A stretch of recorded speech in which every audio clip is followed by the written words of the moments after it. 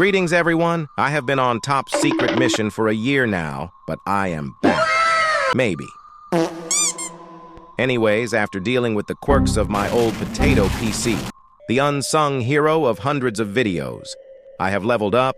I bought a new laptop. It's LENOVO LOQ with Intel i7 processor and RTX 4050. From display brighter than my future to a keyboard smoother than my attempts at flirting, it's got it all. It also comes with an AI chip, which boosts performance and has a FHD 1080 pixel camera, which captures every pixel of my questionable life decisions. It weighs a solid 2.4 kilogram. Who needs a gym membership when you can carry this beast around?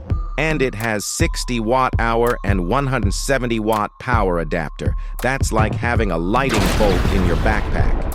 The LENOVO LOQ flexes its muscles by effortlessly handling demanding software like VS Code, Blender, Premiere Pro, and DaVinci Resolve running concurrently. If you want to review it with different games, let me know. Subscribe for more videos.